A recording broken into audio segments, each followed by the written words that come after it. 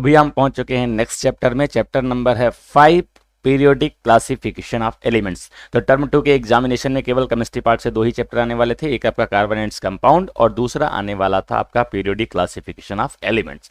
इस पूरे एग्जाम को हम 3 सेगमेंट में कंप्लीट करने वाले थे। फर्स्ट वन शॉर्ट लेक्चर जो कि ऑलरेडी कंप्लीट हो चुके हैं, सेकंड था आपका इंपॉर्टेंट क्वेश्चन की प्रैक्टिस जो चल रहे हैं, और थर्ड सेगमेंट हमारा रहने वाला है वो है आपका सिंपल पेपर्स। तो सेकंड सेगमेंट के सेकंड चैप्टर के फर्स्ट लेक्चर में आपका स्वागत है।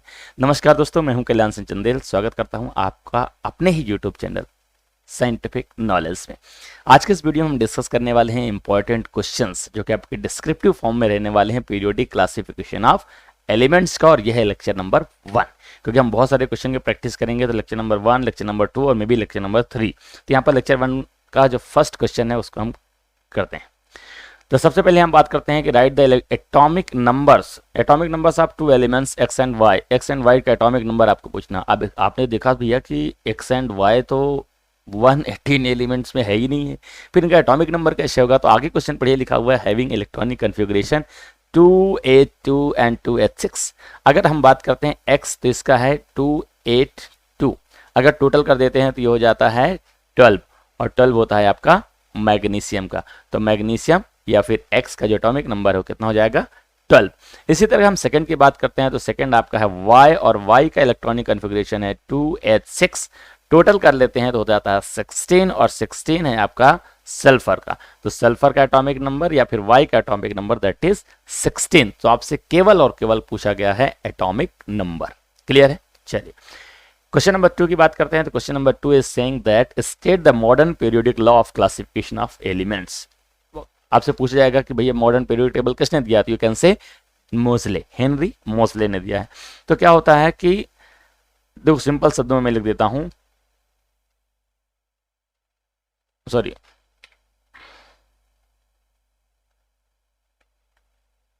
physical and chemical properties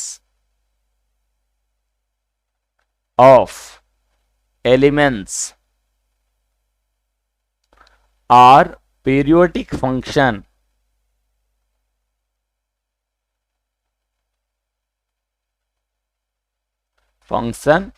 in their atomic number। तो ये आपकी डेफिनेशन है, अगर आपको लिखना है तो आप इतना लिख के पर्याप्त हो सकते हो। सिंपल से कहता है कि किसी भी एलिमेंट्स की जो फिजिकल और केमिकल प्रॉपर्टीज हैं वो एटॉमिक नंबर के अनुसार क्या होती हैं? रिपीटेड होती हैं या फिर पीरियोडिक होती हैं। पीरियोडिक मतलब होता है, पीरियोडिक फंक्शन का मतलब होता है एक निश्चित इंटरवल के बाद उसकी प्रॉपर्टीज सिमिलर हो जाती हैं, सेम होती है, उसे हम बोलते हैं पीरियोडिक फंक्शन। तो पहले आपने देखा होगा, चाहे हम डोबिनियर्स की बात करें, न्यूलैंड्स की बात करें, मेंडलीव्स की बात करें, तो इन्हें सभी ने जो क्लासिफिकेशन किया था वो किया था on the basis of their atomic mass. लेकिन हेनरी मोज़ले ने पहली बार जो है सभी एलिमेंट के क्लासिफिकेशन किया on the basis of their atomic number.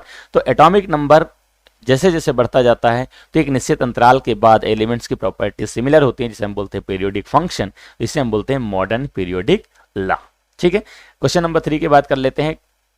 NOF cannot be classified as Dobereiner's triads why. अच्छा, यहाँ पर एक चीज है, मैंने देखा था क्लास में जब मैं बच्चों को पढ़ा रहा था तो उसमें भी NOF बोली। NOF क्या है? तो भैया N means nitrogen, O means oxygen, M मतलब फ्लोरीन।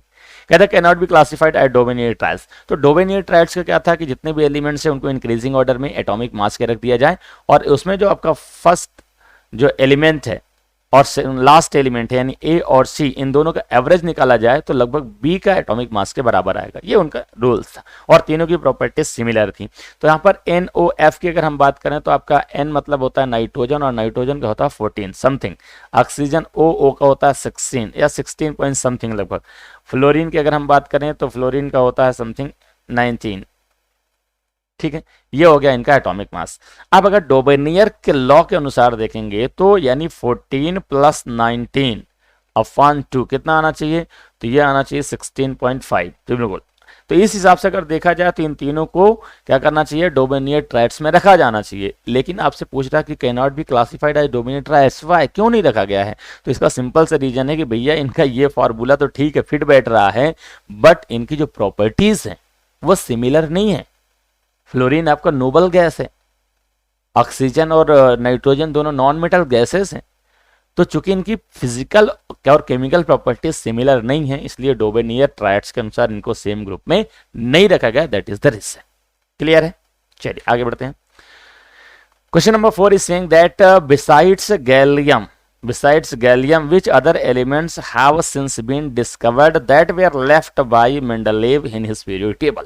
अच्छा, मेंडलीव ने जब क्लासिफिकेशन किया था तो वहां पर सबसे ज्यादा इंपॉर्टेंट बात यह थी कि मेंडलीव को पहले से आभास था कि कुछ एलिमेंट्स बाद में भी डिस्कवर्ड किए जाएंगे। तो उस समय जब डिस्कवर्ड हो तो हमारा जो क्लासिफिकेशन है, जो पीरियोडिक टेबल है, वो डिस्टर्ब नहीं हो, तो उन्होंने कुछ गैप छोड़ दिए थे। अब गैप छोड़ दिए थे तो क्वेश्चन कहता है कि भैया गैलियम एक तो नया डिस्कवर्ड एलिमेंट है, इसके अलावा दो एलिमेंट्स और बताने हैं जो कि मेंडलीव की पीरियोडिक टेबल में बाद में डिस्कवर्ड करके फिट किए गए। तो इसमें दो हैं, एक तो आपका जर्मेनियम है, जर्मेनियम यानी Ge, और दूसरा है स्कैंडियम। ये दो एलिमेंट हैं जो और बाद में डिस्कवर्ड, चूंकि आपसे दो ही पूछा जा रहा है तो आप दो का आंसर दे सकते हैं। क्लियर है? क्वेश्चन नंबर 5 देख लेते हैं। तो question number 5 is saying that name two elements which show same kinds of chemical reactivity as sodium. अब सोडियम की तरह ही सबकी केमिकल रिएक्टिविटी होगी, तो इसका मतलब सभी क्या होंगे? सेम ग्रुप में होंगे। तो अगर सोडियम की बात करें तो सोडियम में कौन कौन सा आता है? तो सोडियम में आपका लिथियम भी आता है, सोडियम में आपका पोटेशियम भी आता है। तो आपको चूंकि नेम केवल टू एलिमेंट्स की बात है तो लिथियम और पोटेशियम क्यों सोडियम जैसी रिएक्टिविटी शो करते हैं? Because they are from same group, और ग्रुप नंबर है आपका फर्स्ट। तो सभी फर्स्ट ग्रुप के हैं, सभी के वैलेंस सेल इक्वल हैं, सभी के वैलेंसी इक्वल है, इसलिए उनकी केमिकल रिएक्टिविटी भी सिमिलर होगी। That's why lithium and potassium your answer. Question number 6 is saying that what is the valency of silicon and atomic number 14। अब एटॉमिक नंबर सिलिकॉन कह रहा है, सिलिकॉन कह रहा है कि भैया इसका एटॉमिक नंबर कितना है? 14 है। इलेक्ट्रॉनिक कॉन्फ़िगरेशन करेंगे तो 284 लिखा। वैलेंसी क्या है? तो लास्ट वाले में जितने वैलेंसी हो, जितने भी इलेक्ट्रॉन हो, अगर 4 हैं तो इसका मतलब इसको ऑक्टेट कंप्लीट करने के लिए 4 इलेक्ट्रॉन की रिक्वायरमेंट है, यानी इसकी वैलेंसी कितनी हो जाएगी? 4 हो जाएगी। ठीक है, चलिए आगे बढ़ते हैं। क्वेश्चन नंबर 7 कहता है कि right any one difference in the electronic configuration of group first and group second. Example ले लेते हैं, जैसे हमारे पास सोडियम ले लेते हैं, ये सोडियम ले लिया और ये मैग्नीशियम ले लिया, ये फर्स्ट ग्रुप है, ये सेकंड है। या इधर पोटेशियम ले लिया और इधर हम कैल्शियम ले लिया, ये फर्स्ट और सेकंड ग्रुप के हैं, ये वाले फर्स्ट के हैं, ये वाले सेकंड के हैं। अब इनका इलेक्ट्रॉनिक कॉन्फ़िगरेशन अगर हम सोडियम का करेंगे तो सोडियम का 11 होता है तो 281, पोटेशियम का 19 होता है तो ये हो जाएगा 2881। अगर इसी तरह हम मैग्नीशियम की बात करेंगे तो मैग्नीशियम का होता है 12 यानी 282, और कैल्शियम की बात करेंगे तो कैल्शियम का होता है 20 यानी 2882। ये इलेक्ट्रॉनिक कॉन्फ़िगरेशन है। अब कहता है भैया कोई डिफरेंस बताओ, तो सिंपल सा है कि जो ग्रुप फर्स्ट है जिसमें सोडियम और पोटेशियम है, उनका सबका जो है वैलेंस इलेक्ट्रॉन कितना है? 1, यानी वैलेंसी 1 होगी। जबकि सेकंड ग्रुप वालों के वैलेंस इलेक्ट्रॉन 2 है, यानी वैलेंसी कितनी होगी? 2। तो ये आपका इसका बेसिक डिफरेंस है ग्रुप फर्स्ट और सेकंड में। ठीक है, चलिए आगे बढ़ते हैं। क्वेश्चन नंबर 8 की बात करते हैं। Question number 8 is saying why does atomic size decreases as we move from left to right. कहता है कि एटॉमिक साइज लेफ्ट से राइट जाने में कम क्यों होता है इन पीरियोडिक टेबल। तो सिंपल सा देखो, दो चीजें हैं। अगर ऊपर से नीचे आना है, ऊपर से नीचे आना है, जैसे लिथियम हो गया, सोडियम हो गया, पोटेशियम हो गया, ये अगर ऊपर से नीचे आते हैं तो इसमें क्या होता है? नंबर ऑफ सेल्स जो है इंक्रीज होते हैं। तो भैया समझ में आता है कि साइज क्यों बढ़ रहा है। बट लेफ्ट से राइट जाने में नंबर ऑफ सेल इंक्रीज नहीं होते हैं, बल्कि सेम होते हैं, लेकिन नंबर ऑफ इलेक्ट्रॉन्स बढ़ते जाते हैं। तो जब नंबर ऑफ इलेक्ट्रॉन्स और नंबर ऑफ प्रोटॉन्स लेफ्ट से राइट जाने में बढ़ेंगे तो इसमें जो इफेक्टिव न्यूक्लियर चार्ज है वो इंक्रीज होता है। जब वो इंक्रीज होगा तो नीचे जो आपका सेंटर में जो प्रोटॉन्स हैं या जो पॉजिटिव वाला एरिया है जिसे हम न्यूक्लियस कहते हैं, इफेक्टिव न्यूक्लियर चार्ज की वजह से इलेक्ट्रॉन अंदर की ओर अट्रैक्ट होंगे। जब इलेक्ट्रॉन अंदर की ओर अट्रैक्ट होंगे तो जो आउटर सेल है या जो रेडियस है वो क्या हो जाएगा? कम हो जाएगा। जब कम हो जाएगा तो साइज ऑटोमेटिक कम हो जाएगा। दैट्स वाई लेफ्ट से राइट में जब जाते हैं तो क्या हो जाता है? साइज डिक्रीज हो जाता है। क्लियर है ना? चलिए question number 9 is saying that out of lithium and potassium which will have stronger metallic character and why. Lithium और पोटेशियम में मेटेलिक कैरेक्टर किसका ज्यादा है? तो इसका भी रीजन वही है कि भैया जब हम ऊपर से नीचे आते हैं तो मेटेलिक कैरेक्टर इंक्रीज होता है। मेटेलिक कैरेक्टर इंक्रीज होता है। अब इंक्रीज क्यों होता है? तो भैया हमने बताया था कि नीचे से ऊपर जाने पर, ऊपर से नीचे आने पर नंबर ऑफ सेल बढ़ जाता है। तो जब नंबर ऑफ सेल बढ़ जाएगा तो प्रोटॉन और इलेक्ट्रॉन के बीच में डिस्टेंस बढ़ जाएगी, यानी जो इफेक्टिव न्यूक्लियर चार्ज है वो क्या हो जाएगा? कम हो जाएगा। जब इफेक्टिव न्यूक्लियर चार्ज कम हो जाएगा तो ये क्या हो जाएगा? ये इलेक्ट्रॉन आसानी से लूज कर सकता है। तो जब इलेक्ट्रॉन आसानी से लूज करेगा इसका मतलब उसकी मेटेलिक कैरेक्टर स्ट्रांग है। तो अगर हम लिथियम और पोटेशियम की बात करें तो लिथियम से पोटेशियम नीचे है, इसलिए पोटेशियम आपका क्या हो जाएगा? मोर स्ट्रांगर होगा। क्वेश्चन नंबर 10 देख लेते हैं। Question number 10 is saying write the number of horizontal row in the modern periodic table. तो मॉडर्न पीरियोडिक टेबल में जो हॉरिजॉन्टल रो है वो कितनी है? वो है आपकी 7। जब ये 7 है तो इनको क्या बोलते हैं? तो इनको हम बोलते हैं पीरियड्स, पीरियड्स बोलते हैं। चलिए बस इतना पूछना था। Question number 11 is saying that the electronic configuration of any element 284। तो जब हम 284 यानी 14, और 14 मतलब सिलिकॉन, सिलिकॉन मतलब चलिए जो भी है सिलिकॉन मतलब, तो कहता है group and period in the modern period table. तो भैया इसका जो ग्रुप है, ग्रुप आपका कौन सा है? तो ग्रुप आपका इसका है सेकेंड पीरियड, ग्रुप आपका 14 है और पीरियड आपका सेकेंड है।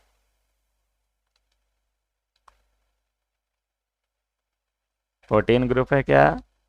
नहीं, एक मिनट जस्ट वेट।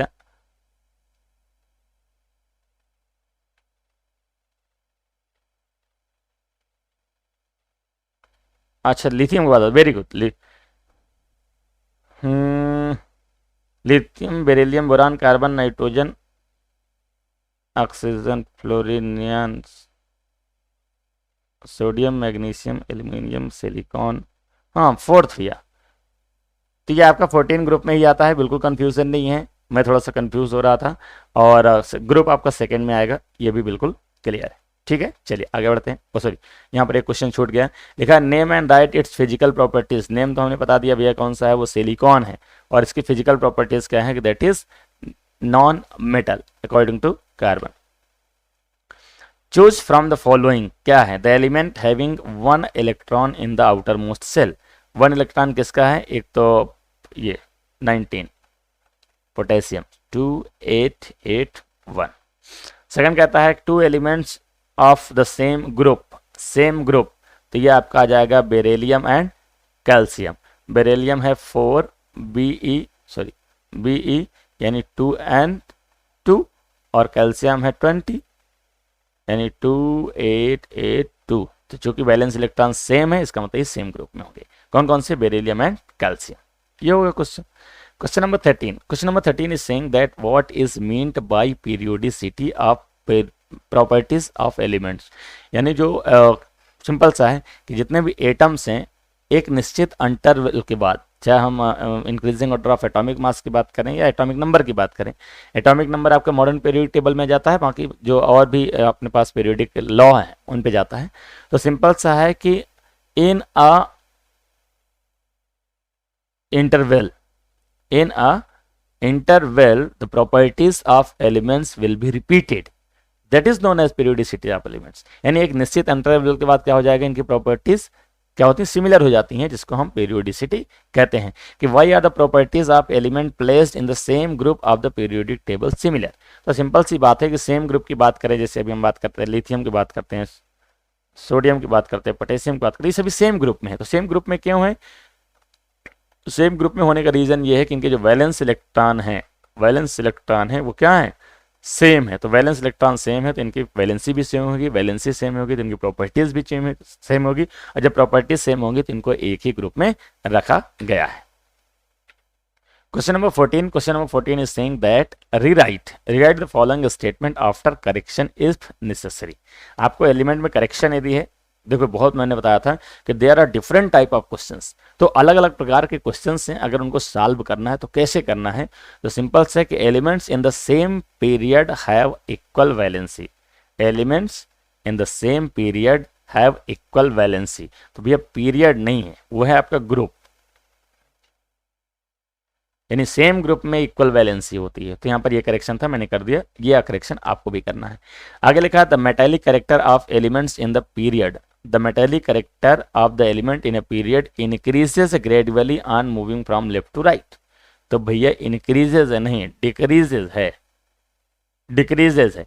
या तो आप इसको राइट टू लेफ्ट कर दो, राइट टू लेफ्ट कर दो, या इसको आप डिक्रीजेस कर दो। ये दोनों चीजें करने पर आपका स्टेटमेंट करेक्ट हो जाएगा। ठीक है, चलिए अगली बात करते हैं। क्वेश्चन नंबर 15 की बात करते हैं। Question number 15 is saying that in the modern periodic table, in the modern periodic table the element calcium atomic number 20 is surrounded by elements with atomic number 12, 19, 21 and 38. Which of these elements have physical and chemical properties resembling those of calcium and why?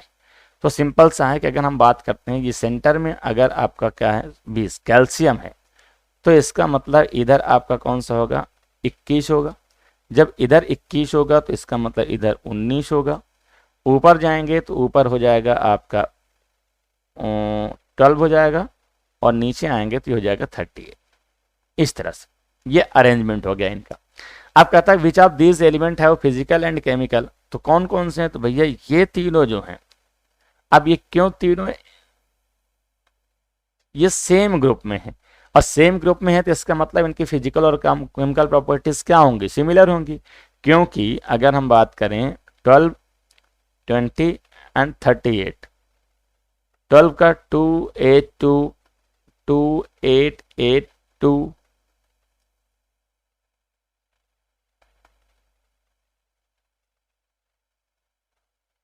ये तो आप देखिए सभी में क्या है कि valence shell कितने हैं? दो दो हैं, वैलेंसी दो दो है। इसका मतलब इनकी फिजिकल और केमिकल प्रॉपर्टीज भी क्या होंगी?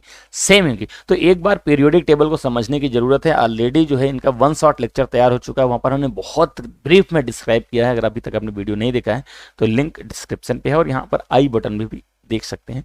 अगर नहीं मिलता है तो आप कमेंट कर सकते हैं, मैं आपको पर्सनली आपको लिंक फॉरवर्ड कर दूंगा। तो आप ध्यान से देखिए वीडियो को, कहीं भी कोई डाउट आता है तो आप मुझे कमेंट कर सकते हैं। तो thanks for watching the video. First lecture complete हो गया, सेकंड लेक्चर तुरंत आने वाला है। इसलिए यदि आप हमारे चैनल में नए हैं तो चैनल को सब्सक्राइब करके बेल आइकन प्रेस कर दीजिए, ताकि तुरंत नोटिफिकेशन में आपको वीडियो मिल जाए। If you have any doubt you can comment us. If you like share, once like share you can do. If you want to search some study material, you can visit our official website scientificknowledge.in. So thanks for watching the video. Bye bye, take care. मिलते हैं next video में, तब तक के लिए जय हिंद।